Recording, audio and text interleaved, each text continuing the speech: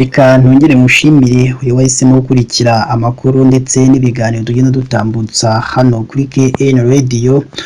Ubu rero tugeze muri wa mwanya tuba tuje kubabwira amakuru aba arimo aragenda avugirwa mu bitangazamakuru bigiye bitandukanye, haba ibikorera mu Rwanda ndetse no hanze y'igihugu cy'u Rwanda. Uyu munsi rero amakuru yacu ateye gutya: u Rwanda na Guinea byasinye amasezerano. Umusaza w'imyaka 65 afunzwe na RIB agerageza kwitwikira inzu.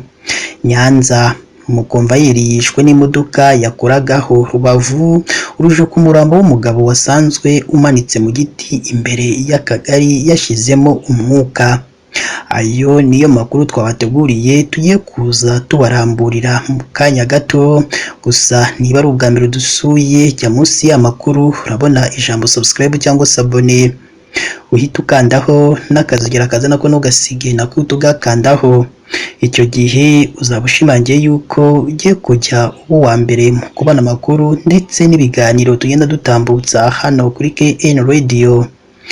Reka twitse gatonya ubundi tuze tubaramburira aya makuru tumaze kubabwira. Reka nongere mbaye ikaze mu makuru yacu y'uyu munsi hano kuri KN Radio, aho tubagezaho amakuru aba arimo aragenda avugirwa mu gihugu cy'u Rwanda ndetse no hanze y'igihugu cy'u Rwanda. Reka amakuru yacu tuyahere kuri iyi nkuru y'aho u Rwanda na Guinea byasinye amasezerano. Igihugu cy'u Rwanda na Guinea byasinye amasezerano mu nzego zinyuranye zirimo ubukerarugendo, ubuhinzi, ingufu, guteza imbere ibyoherezwa mu mahanga, guteza imbere ibyanya byahariwe inganda. Ni amasezerano yasinywe i Kigali kuri uyu wa gatatu tariki ya 9 Ukwakira 2024. Minisitiri w'Ububanyi n'Amahanga Ambasaderi Olivier Nduhungirehe yahagarariye u Rwanda mu gusinya aya masezerano ya 12. Ni mu gihe ku ruhande rwa Guinea aya masezerano yashyizweho umukono na Minisitiri w'Ububanyi n'Amahanga w'iki gihugu Dr. Morisanda Kayowate na Minisitiri w'Ububanyi n'Amahanga n'Ubutwererane bwa Guinea Dr. Morisanda Kayawute yavuze ko abifitiye icyizere amasezerano yashyizweho umukono ku mpande zombi. U Rwanda na Guinea bisanzwe bifitanye ubushuti ndetse mu bihe bitandukanye abakuru b'ibihugu byombi bagiye bagenderanira. Umusaza w'imyaka 65 afunzwe na RIB agerageza gutwika inzu yabagamo. Mu karere ka Rusizi, urwego rw'igihugu rw'ubugenzacyaha RIB mu Rwanda rwataye muri yombi umugabo uri mu kigero cy'imyaka 65 hakekwaho kwitwikira inzu agamije kubishyira ku mugore we. Uyu mugabo witwa Twagirimundu Diodoni ni uwo mu mudugudu wa Kamonyi, akagari ka Kamurehe, umurenge wa Gashonga, akarere ka Rusizi, mu ntara y'Iburasirazuba. Ibi byabaye mu gitondo cyo kuri uyu wa gatatu tariki ya 9 Ukwakira 2024 nibwo yatawe muri yombi afungiye kuri sitasiyo ya RIB ya Nyakarenzo. Nyiragendahimana Matilda, umunyamabanga nshingwabikorwa w'umurenge wa Gashonga, yabwiye itangazamakuru ko uyu musaza asanzwe akekwaho gukoresha ibiyobyabwenge. Bamenye ko inzu ye ifashwe n'inkongi bitabaza izindi nzego basanga ari ikinamico yari arimo arakina, ariko iperereza rikaza gufata umugore we. Yagize ati asanzwe akekwaho ibiyobyabwenge, urumogi. Yabajijwe aza kwemera ko ari we witwikiye. Yakingiye inyuma ingufuri aca mu idirishya, ageze hanze avuza induru ngo atwikiwe mu nzu. Yashyikirijwe urwego rw'igihugu rw'ubugenzacyaha RIB ya sitasiyo ya Nyakarenzo. Bikekwa ko yakoze aya mahano ashaka kuyashyira ku mugore we bashakanye. Ubu bakaba bafitanye abana 3. Umurenge wa Gashonga ni umwe mu mirenge y'akarere ka Rusizi ikunzwe kuvugwamo ingo zibanye mu makimbirane. Nyanza, umukomvayeri yishwe n'imodoka yakoragaho. Umukomvayeri cyangwa tandiboyi yishwe n'imodoka yakoragaho mu karere ka Nyanza. Wari uyitwaye yamugonze ubwo yasimbukaga imodoka igenda amaze kumenya ko yabuze feri. Byabereye mu karere ka Nyanza mu murenge wa Muyira mu kagari ka Gati mu mudugudu wa Kinyoni ku mugoroba wa tariki ya 7 Ukwakira 2024 nibwo iyi mpanuka yamenyekanye. Abatuye muri kariya gace babwiye itangazamakuru ko iyo modoka yo mu bwoko bwa hoho yari itwawe n'uwitwa Benimana Jean Pierre uri mu kigero cy'imyaka 40 y'amavuko. Iyo modoka itwara amazi ya water tank igenda iyamena mu muhanda uri gukorwa uhuza akarere ka Nyanza n'akarere ka Bugesera. Ubwo bajyaga ahitwa Ikinyoni kuzana amazi, umusore wari umukomvayeri wayo witwa Irasubiza Jean Pierre w'imyaka 19 y'amavuko ubwo yageragezaga gusimbuka imodoka igenda ngo kuko yaribuze feri, uyitwaye yayikase igana ku ruhande. Ubwo yasimbukaga ihita imugonga.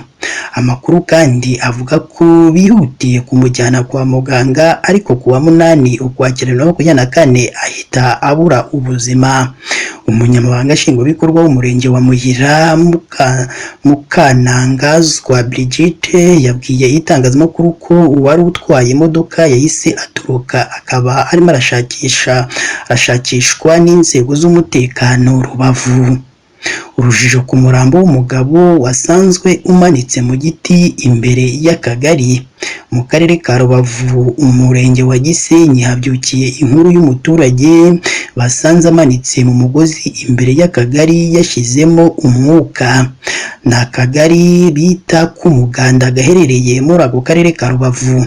Ibi byagaragaye mu gitondo cyo kuri uwa 9 Ukwakira 2024 aho uyu muturage utaramenyekana imyirondoro ye yasanzwe hafi n'ishyamba ry'umusozi wa Rubavu mu mudugudu wa Rubavu akagari k'Umuganda umurenge wa Gisenyi. Uyu mugabo yasanzwe amanitse imbere y'ibiro by'akagari k'Umuganda gahana imbibi n'akagari ka Rubavu, aho bitandukanyijwe n'umuhanda wa kaburimbo uva mu murenge wa Rubavu werekeza mu mujyi wa Gisenyi.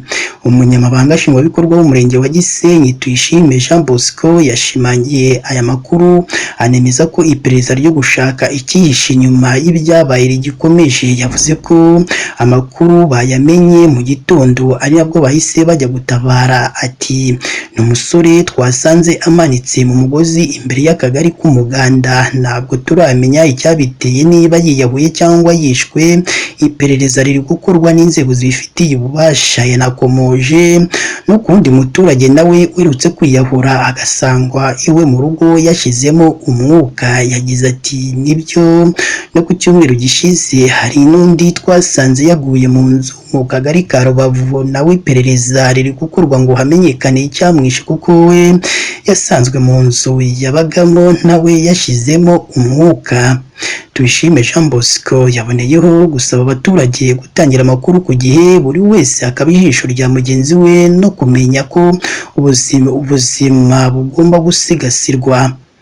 Ni naha natwe dusoreje amakuru yacu. Iyi nkuru iyo muri aka karere ikaba ariyo idusoreje amakuru yacu y'uyu munsi. Gusa imba ari ubwa mbere dusuye, jya munsi y'iyo nkuru urabona ijambo subscribe cyangwa sabone, utukandaho n'akazugira kaza nako ntugasige nako uhita ukakandaho. Icyo gihe uzaba ushimangiye yuko ugiye kujya uba wa mbere mu makuru ndetse n'ibiganiro tugenda dutambutsa hano kuri KN Radio. Mu gihe kandi umaze kumva iyi nkuru cyangwa amakuru yacu, yahatangirwa ibitekerezo maze utubwire icyo twahindura muri aya makuru tugenda tubagezaho umunsi ku munsi, ndetse n'icyo twakongeramo kugira ngo tujye tubagezaho amakuru meza kandi agezweho hano kuri KN Radio. Mu gihe kandi umaze kumva aya makuru yacu, yasangize abandi kugira ngo nabo bumve aho ibyiza biri, ko nta handi ari hano kuri KN Radio. Amakuru ya KN Radio kandi agezweho tuzatugenda tuyabagezaho buri kanya. Ndagushimiye kandi mukomeze mugire ibihe byiza. Imana yo mu ijuru igikomeza ibane namwe umunsi ku wundi.